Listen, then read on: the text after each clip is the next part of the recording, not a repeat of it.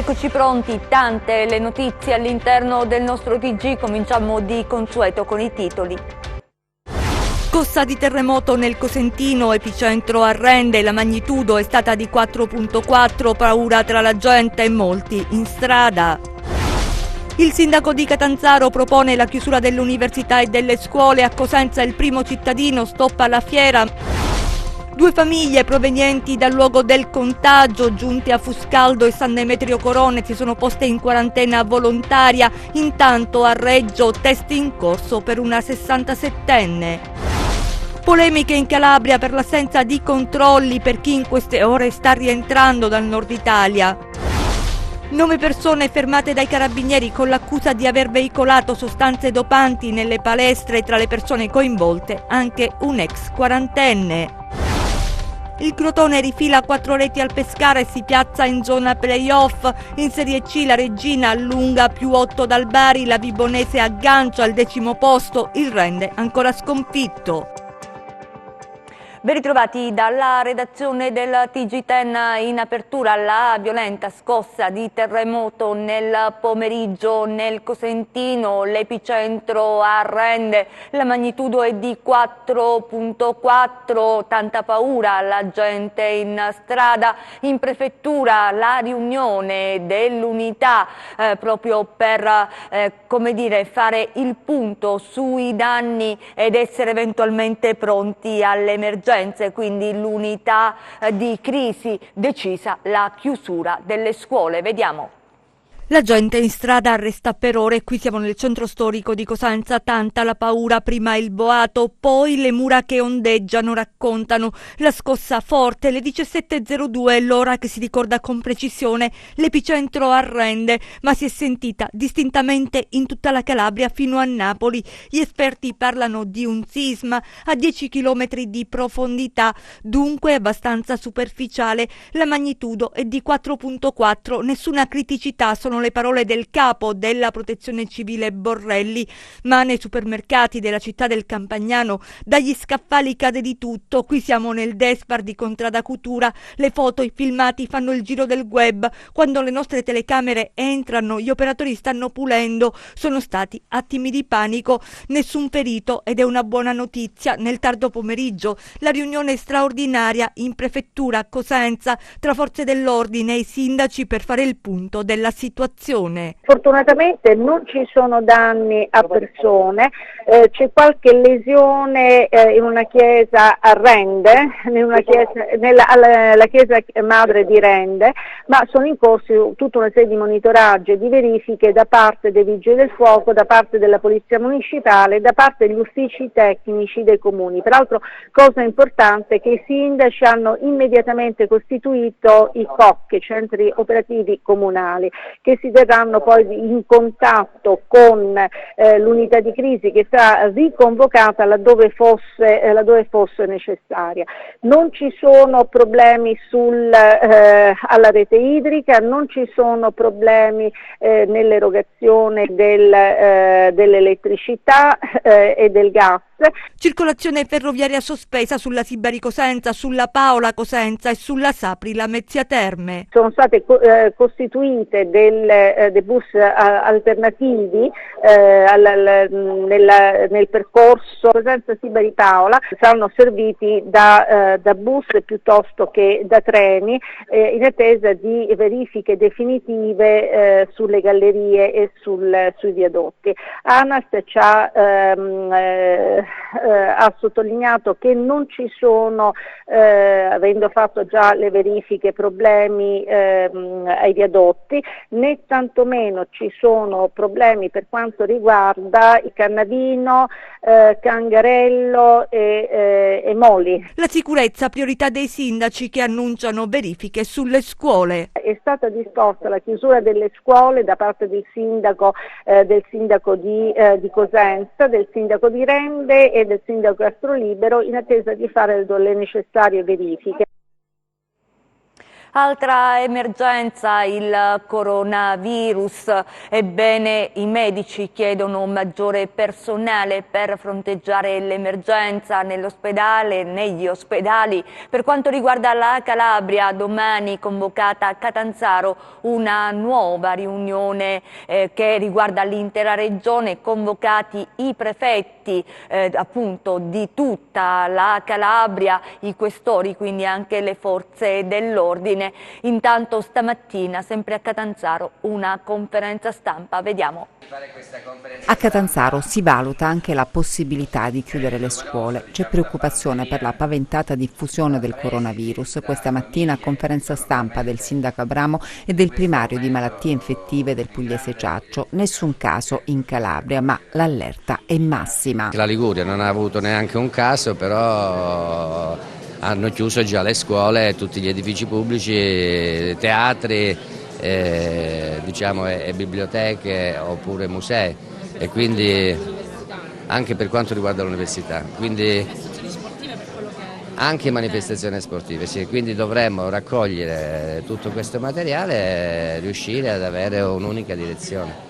Il primo cittadino ha illustrato alla stampa e ai rappresentanti delle istituzioni scolastiche presenti le azioni predisposte per contrastare l'eventuale diffusione del virus. Dobbiamo prevenire prima di tutto, quindi siccome ieri ho ricevuto moltissime telefonate da sindaci, da famiglie, da presidi, soprattutto mi sono diciamo telefonicamente, ho avuto contatti anche con il prefetto, con il presidente della regione, si farà un coordinamento di tutte le forze dell'ordine, protezione civile, anche l'ospedale pugliese di Catanzaro, perché sarà il centro che raccoglierà tutte le istanze che vengono dal territorio regionale. C'è una grande paura in giro e poi soprattutto, lo dico, ma lo dirò anche poi nella conferenza stampa, bisogna anche premunirsi non solo dal punto di vista sanitario ma anche dal punto di vista economico, perché ci potrebbe essere una grande crisi, un territorio come quello della Regione Calabria che è già economicamente, diciamo, in ginocchio. Dobbiamo prevedere anche delle risorse finanziarie per sostenere quell'economia che potrebbe andare veramente in grande difficoltà. Per il primario del reparto di malattie infettive, al momento il problema principale è il panico. Allo stato attuale nessun paziente è affetto da coronavirus in Calabria. Sotto questo punto di vista, per cui possiamo stare tranquilli. Attualmente il problema maggiore è dato dal panico che si è impossessato di tutti noi. Stanno arrivando in maniera non idonea centinaia di telefonate nell'unità operativa da me diretta. Questo, capisce bene, blocca anche le normali attività che avvengono in un'unità operativa. In queste ore molta gente si sta recando nei pronto soccorso, ma questo, sottolineano, è un comportamento sbagliato. Tutti i cittadini hanno come riferimento il proprio medico curante. Ed è la cosa che si deve fare. Andare in ospedale può essere addirittura controproducente, perché si possono, o nel caso uno abbia il coronavirus, contagiare gli altri pazienti, o addirittura prenderselo. Se uno va per una semplice influenza e c'è uno con un coronavirus, può addirittura prenderselo. E ci sono state riunioni oggi, una dopo l'altra, in quasi tutte le città, proprio per fronteggiare, o meglio prevenire, l'emergenza coronavirus. A Cosenza, stop alla Fiera di San Giuseppe, vediamo. La notizia era attesa già da ieri perché anticipata dal primo cittadino sui social. Oggi la rinuncia alla Fiera di San Giuseppe è stato il primo argomento all'ordine del giorno della riunione delle attività economiche e produttive che il sindaco Occhiuto ha aperto con il suo intervento. Noi a scopo precauzionale abbiamo voluto annullare, rinviare poi nel caso questo evento che ormai è una tradizione storica della città, perché questo evento porta tantissime persone che provengono magari anche da mercati che sono nelle hub delle stazioni ferroviarie, luoghi che poi sarebbe difficile controllare a priori.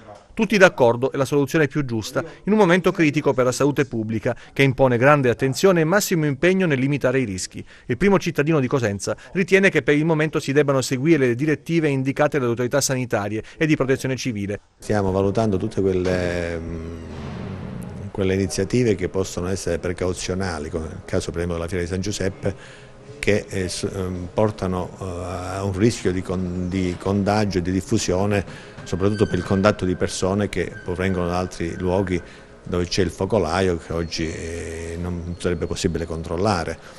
Altrimenti sono abbastanza chiare ad oggi le direttive, le circolari, anche le posizioni del Ministero della Salute, che indicano quali sono le zone rosse, e quindi chi proviene da quelle zone rosse, che sono alcuni comuni della Lombardia e un comune del Veneto, deve comunicare questo arrivo, questa provenienza, in modo tale che vengano prese tutte le precauzioni del caso, compreso in estrema ratio il tampone. Un altro rischio, lo confermano le file del CUP registrate questa mattina, è che le strutture sanitarie siano prese d'assalto. L'amministrazione comunale è pronta a rendere disponibili le tensostrutture per facilitare i controlli, evitando di ingolfare il pronto soccorso. Per evitare appunto che ci siano persone che comunque vanno al pronto soccorso, mettendo a rischio anche gli altri, sarebbe necessario, come è stato fatto in altri luoghi, creare delle strutture sicure, delle piccole tensostrutture dove possono le persone possano recarsi per avere l'assistenza medica necessaria nel caso pensino di essere entrati in contatto con il virus. E poi ci sono le storie a Reggio, nell'ospedale metropolitano, il test per una 67enne, vediamo. Controlli a tappeto anche a Reggio Calabria e provincia per contrastare l'espandersi del coronavirus. Una donna di 67 anni attualmente in osservazione al grande ospedale metropolitano di Reggio Calabria, dove ieri si è presentata febbricitante. Un gesto di responsabilità, infatti la donna era poco prima arrivata da Torino dopo un viaggio in treno. Intanto tira un grosso sospiro di sollievo la 37enne di Campo Calabro, che 48 ore fa si era dovuta sottoporre al test dopo un sospetto contagio da Covid-19. L'esame ha dato esito negativo. Un altro test sarà effettuato come protocollo nelle prossime ore allo Spallanzani di Roma, ma le condizioni della donna sono definite buone. La paziente era stata sottoposta a controllo perché proveniente dalle zone del Veneto colpite dall'epidemia. Al momento la situazione a Reggio Calabria e provincia è sotto controllo. Molte persone che fino a ieri sono state in viaggio e sono arrivate in aereo con altri mezzi da diversi centri del nord hanno segnalato i loro spostamenti e sono stati messi in quarantena. Sebbene all'ospedale di Polistena, come denuncia il consigliere regionale di opposizione Marcello Anastasi, manchino mascherine, disinfettanti, tute, guanti e occhiali da utilizzare per gli operatori sanitari e per consentire loro di lavorare in sicurezza, la collaborazione tra ospedali e enti sembra stia reggendo. Oggi a Palazzo del Governo, in Piazza Italia, sotto il coordinamento appunto della Prefettura, si è svolta una riunione operativa. Lo scopo: trovare una univocazione da parte delle istituzioni per contrastare la diffusione del virus e rassicurare i cittadini sui rischi di contagio con informazioni adeguate. Al momento si può escludere che nell'Alto Ionio reggino ci siano casi di Covid-19. E poi ci sono delle famiglie, 2 in particolare, provenienti dalla zona rossa, dai luoghi del contagio, che sono arrivate a Fuscaldo e a San Demetrio Corone, si sono poste in quarantena volontaria. Vediamo. In autoquarantena una coppia di calabresi provenienti dai focolai della Lombardia si trovano a Fuscaldo e l'amministrazione ha messo in atto tutte le precauzioni possibili per evitare casi di contagio, semmai fosse accertata la presenza di Covid-19. Si tratta di 2 signori che sono arrivati a Fuscaldo circa una settimana fa e che hanno saputo che i loro parenti nella provincia di Pavia sono stati sottoposti a controllo e quindi hanno avvertito la sensibilità di, in un certo senso, di comunicarci questo fatto, e chiaramente abbiamo predisposto immediatamente un isolamento volontario presso la loro abitazione per sottoporsi successivamente a controllo sanitario. Sono attualmente senza sintomi, però abbiamo avviato una richiesta per gli accertamenti sanitari all'ASP di Cosenza. Quello che preoccupa è che al momento non sarebbero disponibili tamponi per accertare la positività al coronavirus. Io registro che siamo fortemente impreparati a questa emergenza che si sta diffondendo con una preoccupazione forse esagerata. Secondo me sta facendo più danno la paura, l'ansia e il panico che il virus in se stesso. Però ecco, dobbiamo gestire questo momento con molto senso di responsabilità e quando si verificano, quando veniamo a conoscenza di situazioni particolari come questi di questi due signori, inevitabilmente mettiamo in atto tutto quello che serve in modo precauzionale per evitare la diffusione di un eventuale virus, ma non esiste al momento nessun caso conclamato di coronavirus, è bene sottolinearlo, soltanto ecco una cautela, un eccesso forse di prudenza, ma è giusto che in questi casi bisogna farlo perché appunto con la salute non si scherza. E c'è un aggiornamento rispetto alla notizia di Reggio Calabria, dove vi abbiamo detto nel servizio curato da Enzo Romeo che appunto c'era una signora ricoverata all'ospedale metropolitano. È arrivato il test, una buona notizia, ha dato esito negativo il test virologico effettuato sulla donna ricoverata nella tarda serata di ieri per sospetto coronavirus nel reparto di malattie infettive del grande ospedale metropolitano di Reggio Calabria. A darne notizia è la direzione generale del nosocomio reggino. Il test comunque sarà ripetuto a distanza di 24 ore come da protocollo. Ancora per la paura e per le polemiche che in Calabria sono vibrate, per l'assenza di controlli per chi in queste ore sta rientrando dal nord Italia. Vediamo. Farmacie prese d'assalto nelle ultime ore anche in Calabria per l'acquisto di mascherine. In molti cercano di limitare così il rischio di contagio dal coronavirus dopo i numerosi casi registrati in Italia. Guardate cosa accade in questa farmacia di Rende, nel Cosentino. Lunghe code per acquistare la mascherina, in molti casi introvabile. Buongiorno. Buongiorno. Avete mascherine? Sì, le abbiamo, le stiamo reperendo su tutto il territorio nazionale, anche se è un po' difficile perché sono diventati mancanti data l'emergenza. Cerchiamo di coprire tutta la popolazione non dandone neanche tante per ogni persona, un massimo di 4-5, in modo che man mano arrivano le turnate e cerchiamo di mettere tranquilli un po' tutti, soprattutto i soggetti a rischio, che sono ovviamente anziani, gente che ha già delle problematiche respiratorie, perché è un virus che colpisce soprattutto i polmoni, quindi spaventa soprattutto quello. Igienizzante per le mani è possibile trovare? L'igienizzante per le mani, ossia la classica mucchina, anche questa è mancante ovunque, però noi ci siamo attrezzati per produrlo in laboratorio. Già finite le mascherine? In poche ore già terminate ed è la terza volta che le riordiniamo, quindi sì, stanno andando a ruba. Anche voi indossate le mascherine? E noi le indossiamo perché siamo, ripeto, molto esposti, tuteliamo noi ma tuteliamo anche gli utenti.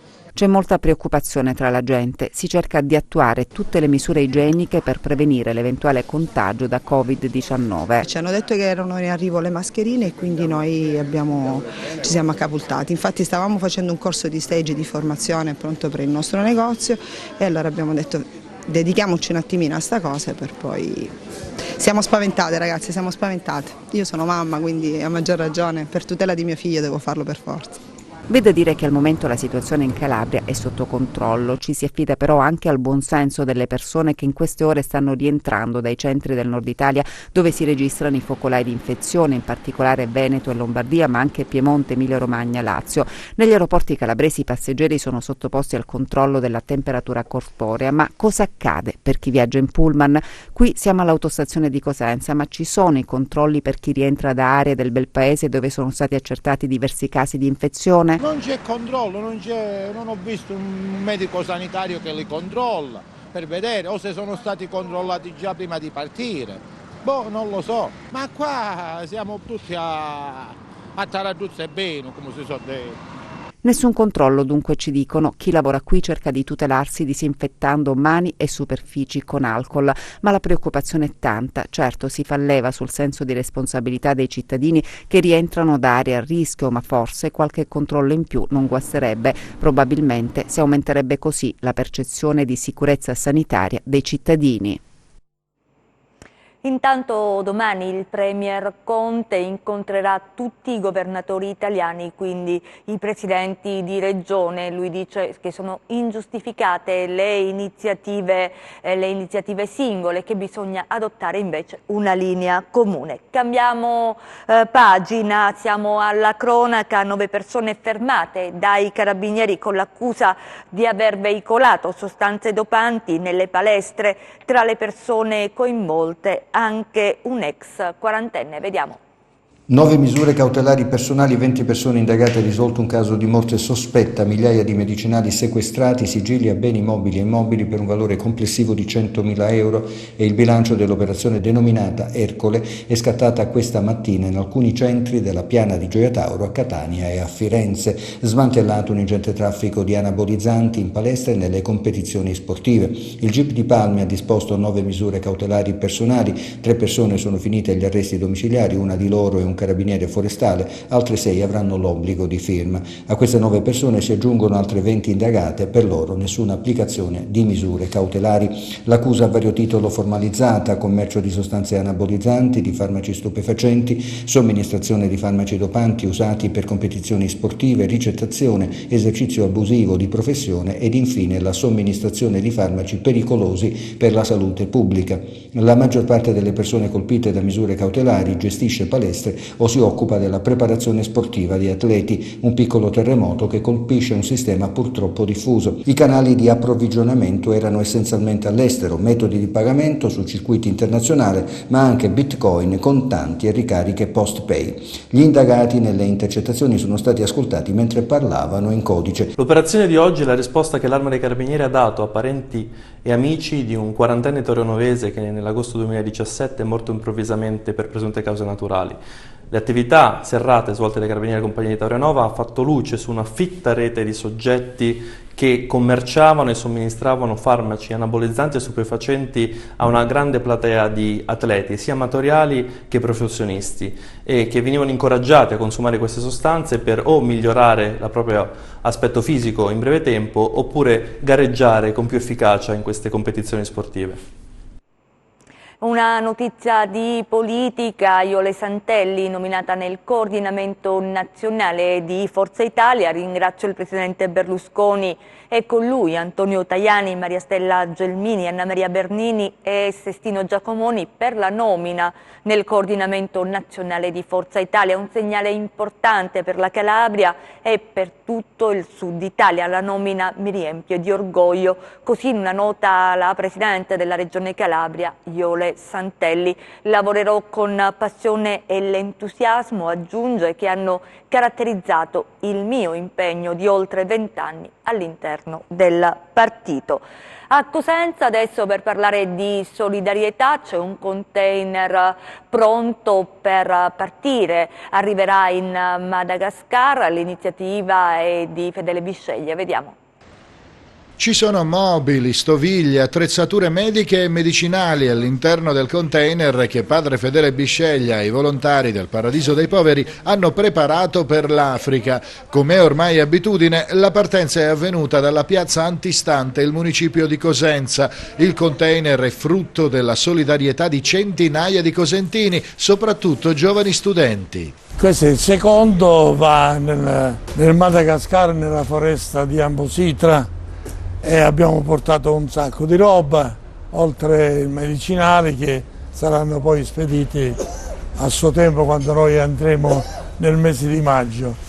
È una piccola goccia che la città di Cosenza, la Calabria, dona a questa popolazione. Io voglio ringraziare tutte le persone che hanno collaborato, specialmente i ragazzi delle scuole, hanno dato materiale didattico, penne, quaderni, roba del genere, quindi voglio ringraziare il corpo insegnante e tutti i ragazzi. Non li nomino perché sono stati buona parte delle scuole della provincia di Cosenza. Grazie a tutti quanti, ma il miglior grazie ve lo dà Gesù Cristo. Ci spostiamo a Castrovillari per il Carnevale del Pollino. Anche qui purtroppo domani l'attesa sfilata è stata annullata, l'ordinanza del sindaco per l'emergenza coronavirus, ma vediamo invece quanto è accaduto ieri, cioè domenica. Archiviata con successo la prima delle due sfilate della 62esima edizione del Carnevale di Castrovillari e Festival internazionale del folklore, che ha regalato ore di felicità e spensieratezza non solo ai castrovillaresi ma anche ai tantissimi turisti che hanno affollato il lungo percorso della sfilata, Corso Calabria e Corso Garibaldi. Tutto questo perché negli anni il Carnevale ha saputo conquistare uno spazio sempre più importante non solo tra i carnevali della Calabria ma di quelli di tutta Italia, rientrando tra i 10 più importanti, testimoniato dal Touring Club inserito dal MIBACT tra i grandi carnevali storici e di prestigio ed entrato a pieno titolo nei grandi eventi storicizzati della regione Calabria. 28 i gruppi partecipanti tra mascherati e folclorici, di questi 10 in concorso e 6 carri che sono stati giudicati da una giuria tecnica. I voti di questa prima sfilata si andranno a sommare a quelli di martedì, solo allora si conosceranno i gruppi vincitori di questa edizione. Il pubblico, attore e protagonista, attraverso la lotteria del Carnevale potrà esprimere il proprio giudizio regalando ad una successiva classifica un primo posto di gradimento. I carri allegorici viaggiano su un'altra classifica stilata da una giuria tecnica. E lo ribadiamo, invece la sfilata del martedì grasso non si terrà, è stata annullata con un'ordinanza del sindaco di Castrovillari. Siamo allo sport, il Crotone rifila 4 reti al Pescara e si piazza in zona play-off. Ha chiesto una vittoria Mr. Strop alla vigilia, i suoi hanno risposto con un successo importante, un poker rifilato al Pescara che rilancia la classifica dei pitagorici, di nuovo quarti a soli 3 lunghezze dal secondo posto. Gli squali partono subito forte sfiorando in avvio il vantaggio che si concretizza dopo soli 9 minuti con Simi. I pali di casa sono scatenati e il Pescara fatica a reagire. Al 21esimo colpiscono anche un palo con Messias, il brasiliano però si rifà al 33esimo quando supera l'estremo difensore abruzzese. Passano soltanto 2 minuti e arriva la terza marcatura con Armenteros che raccoglie una respinta di Fiorillo e di sinistro firma il suo secondo gol in maglia rossoblù. Si va a riposo con il risultato in cassaforte, poi nella ripresa la squadra di Legro Taglie, squalificato, prova a reagire, ma i rossoblù sono incontenibili e firmano il poker con l'ex di turno Benali. Gli abruzzesi al 75esimo mettono a segno il gol della bandiera con Galano e prima del triplice fischio colpiscono 2 pali, ma ormai il dado è tratto e il Crotone festeggia la seconda vittoria casalinga consecutiva. Di là di quello che è stata la prestazione, c'è da tener conto che di fronte avevamo comunque una squadra importante e aver fatto per un'ora tutto quello che c'era da fare è veramente una soddisfazione, un orgoglio per me che alleno questi ragazzi e questi ragazzi che fanno un lavoro straordinario. In Serie C la Reggina allunga a +8 dal Bari, la Vibonese aggancia il 10° posto, il Rende ancora sconfitto. Vediamo. 2 vittorie e 2 sconfitte per le squadre calabresi di Serie C. Il Catanzaro sabato sera incassa una brutta batosta in casa del Francavilla. Una squadra irriconoscibile, quella di Auteri, che non riesce a reagire, incassa un poker dalla formazione di Trocini, divenuto ormai ammazzagrandi. Dopo Bari e Reggina, anche le Aquile escono malconce dal confronto.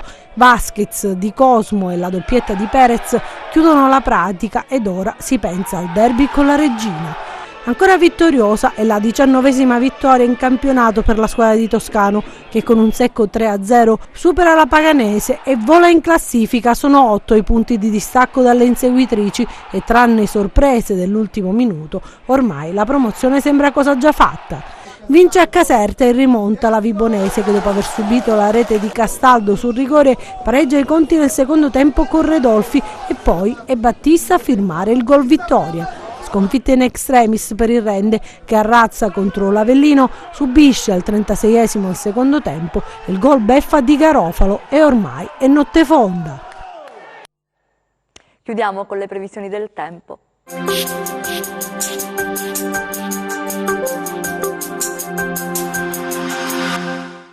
Inizio di settimana caratterizzato da tempo stabile con temperature ben sopra le medie del periodo, in attesa di un peggioramento a stampo invernale previsto per giovedì. Domani generalmente poco nuvoloso con tendenza ad aumento della nuvolosità a partire dai settori tirrenici. Temperature ancora sopra le medie. Passiamo a mari e venti. Domani mari generalmente mossi con venti deboli o moderati da ovest-sud-ovest. Per essere sempre aggiornati sull'evoluzione delle condizioni meteo vi rimando oltre al nostro sito www.meteoincalabria.com anche alla nostra pagina Facebook Meteo in Calabria.